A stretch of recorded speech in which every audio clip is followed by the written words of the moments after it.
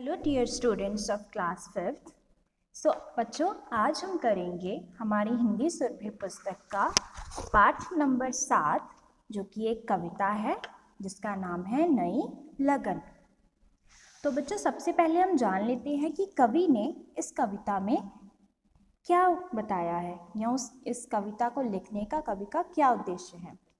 तो कवि कहते हैं कि हम सभी जीवन में सफल होना चाहते हैं, लेकिन सफलता प्राप्त करने के लिए परिश्रम करना जरूरी है। तो प्रस्तुत कविता एक प्रेरणादायक कविता है जिसमें लगन और उत्साह से कार्य करने की बात कही गई है। तो बच्चों, ये कविता का उद्देश्य है कि अगर हमें सफलता प्राप्त करनी है तो हमें परिश्रमी और मेहनती बनना होगा। तो आइए बच्चों, कविता को शुरू करते हैं। देखो, जो तुमसे पीछे थे वे आगे हैं बढ़ आए। देखो, जो तुमसे छोटे थे आज बड़े वे कहलाए। तो इन पंक्तियों में कवि कहते हैं कि देखो, जो पहले तुमसे पीछे थे आज वो आगे बढ़ गए हैं, और जो तुमसे छोटे थे आज वो बड़े कहलाने लगे हैं। तो इन सब का क्या कारण है कि तुमने मेहनत करनी छोड़ दी है, लेकिन उन लोगों ने मेहनत के बलबूते पर वो जो तुमसे पीछे थे वो आज आगे आ गए हैं, और जो तुमसे छोटे थे वो आज बड़े कहलाने लग गए हैं। किसके बलबूते पर? मेहनत के बलबूते पर। क्योंकि उन्होंने परिश्रम करना शुरू कर दिया और मेहनत करनी शुरू कर दी। आगे है, किंतु जहाँ के तहाँ रहे तुम अब न अधिक आराम करो। नवजीवन उत्साह नया हो नई लगन से काम करो। तो इन पंक्तियों में कवि कहते हैं कि किंतु तुम जहाँ थे तुम वहीं पर हो अभी तक, अब और अधिक आराम ना करो। क्योंकि अगर तुम्हें अब आगे बढ़ना है, कुछ हासिल करना है, तो तुम्हें अब आराम नहीं, मेहनत करनी होगी। नवजीवन उत्साह नया हो, नए जीवन की तरह नए दिन की शुरुआत करो और नई लगन के साथ काम को शुरू करो। तुमने पहले किया बहुत कुछ, अब भी कर सकते उतना। पालोगे जब मंजिल अपनी, होगा तुमको ही सुखना।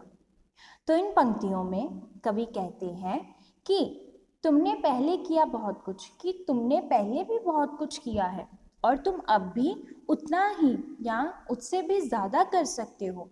अब तुम अपनी मंजिल यानी कि अपने लक्ष्य को पा सकते हो, होगा तुमको ही सुखना। और इस सब से, इन सब चीज़ों से किसको सुख होगा? सिर्फ तुम्हें ही सुख होगा सबसे ज़्यादा, क्योंकि तुम्हें ही अपने लक्ष्य की प्राप्ति होगी।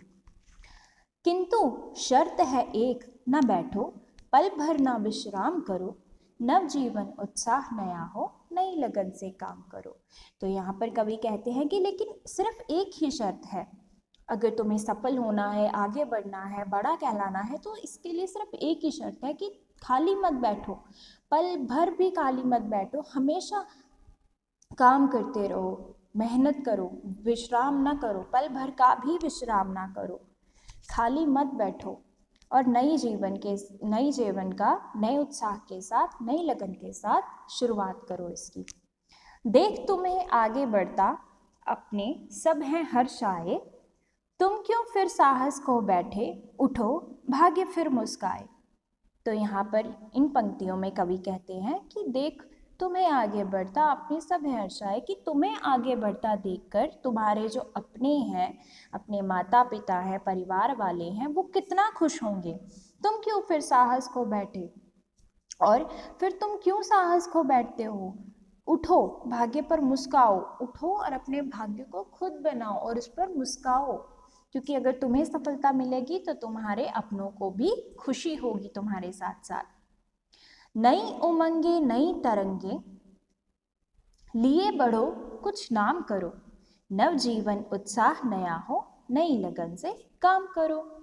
तो यहाँ पर कवि अंतिम पंक्तियों में कहते हैं कि नई उमंगों के साथ, नई खुशियों के साथ, नए उत्साह के साथ तुम आगे बढ़ो।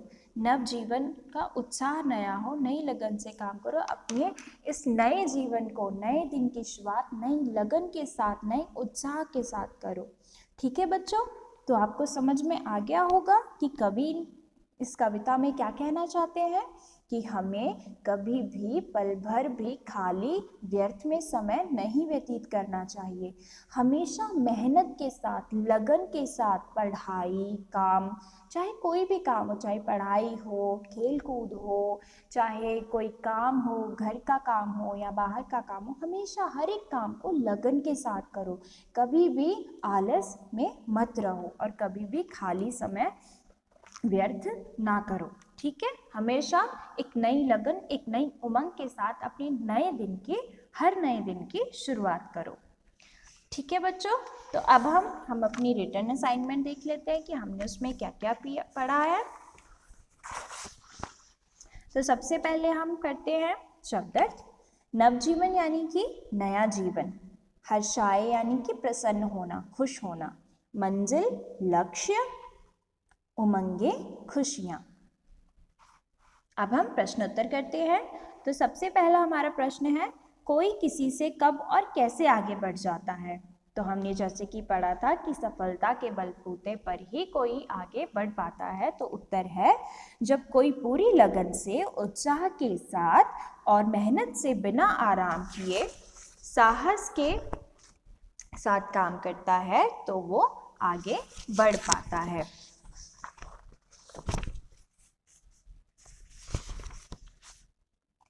अगला प्रश्न है, छोटा व्यक्ति बड़ा या महान कब बन सकता है। तो जो व्यक्ति बिना रुके पल भर भी बैठकर विश्राम ना करे, नई उमंग और तरंग के साथ, खुशी के साथ, उत्साह के साथ आगे बढ़ता जाए, और जो व्यक्ति दूसरों के लिए उदाहरण बने। ठीक है, जैसे दूसरों के लिए मिसाल बनना, जैसे आपने कोई अच्छा काम किया है तो आपके पड़ोसी या आपके रिश्तेदार भी किसी दूसरे को आपका उदाहरण देके कि देखो उसने कितना अच्छा किया, तुम भी वैसा ही करो। ठीक है, तो वो वाला उदाहरण, तब वह व्यक्ति महान और दूसरों की नज़रों में बड़ा बन जाता है। नेक्स्ट क्वेश्चन है, केवल आराम करते रहने से क्या होगा। तो आप सबको पता है कि अगर हम सब आराम ही करते रहेंगे तो हम सफल नहीं हो पाएंगे। ठीक है, तो केवल आराम करते रहने से व्यक्ति आगे नहीं बढ़ पाता और उसी स्थान पर रह जाता है जहाँ से वह अपने कार्य की शुरुआत करता है। हमारा अगला प्रश्न है, काम करते समय हमारे अंदर क्या होना चाहिए। तो इसका उत्तर है, काम करते समय हमारे अंदर साहस, उत्साह, नई उमंग और तरंग का होना अति आवश्यक है, तभी हम सफलता प्राप्त कर सकते हैं। ठीक है बच्चों, तो ये थे हमारे प्रश्न उत्तर। अब हम करते हैं अभ्यास कार्य। तो सबसे पहले है सही गलत। तो जो मेहनत करते हैं वे आगे बढ़ जाते हैं, बिल्कुल सही। जो मेहनत करेंगे वही तो आगे बढ़ेंगे, उन्हीं को तो सफलता प्राप्त होगी ना। ठीक है बच्चों, आगे है, हमें बिल्कुल आराम नहीं करना चाहिए। बिल्कुल सही, हमें बिल्कुल आराम नहीं करना चाहिए। हमें अपनी मंजिल प्राप्त कर लेने पर हमें सुख मिलता है। बिल्कुल सही, जब हमें अपना लक्ष्य प्राप्त हो जाता है, जैसे हम एग्ज़ाम में हमने अच्छे मार्क्स ले लिए तो हमें कितनी खुशी होती है ना। तो वो हमारा एक लक्ष्य होता है, मंजिल होती है कि हमने वो मंजिल प्राप्त कर लिया तो हमें सुख मिलेगा उससे। बिल्कुल सही। हमारी सफलता से हमारे अपने दुखी होते हैं। गलत, हमारी सफलता से जो हमारे अपने होते हैं, जैसे माता पिता, परिवार वाले, वो सब खुश होते हैं, सुखी होते हैं। नेक्स्ट है, कोई भी काम हमें पूरी लगन और उत्साह से करना चाहिए। बिल्कुल सही, हमें प्रत्येक कार्य, हर एक काम को पूरी लगन, मेहनत के साथ, फोकस के साथ करना चाहिए। ठीक है, तो बच्चों आगे है, कविता की पंक्तियां पूरी कीजिए।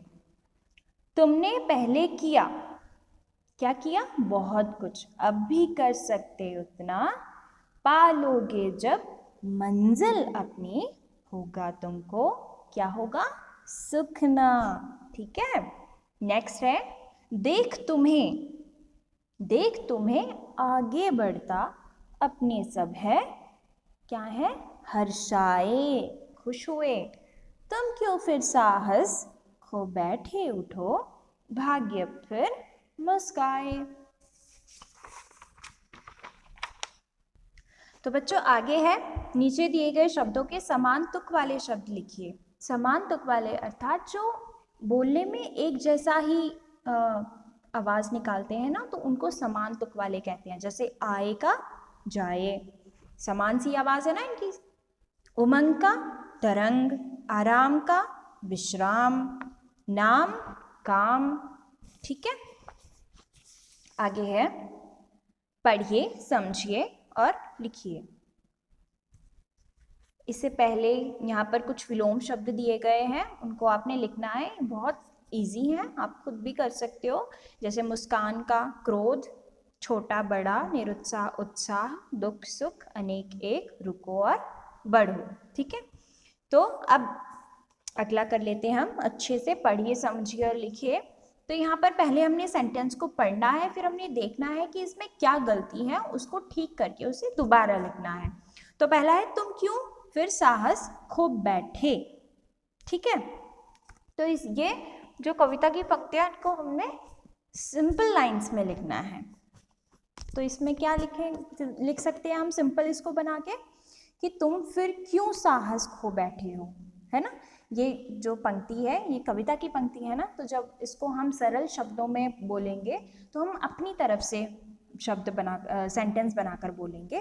तो हम ऐसा बोल सकते हैं कि तुम फिर क्यों साहस खो बैठे हो। ठीक है, प्रश्न पूछा जा रहा है ना। अगला है पा लोगे तब मंजिल अपनी।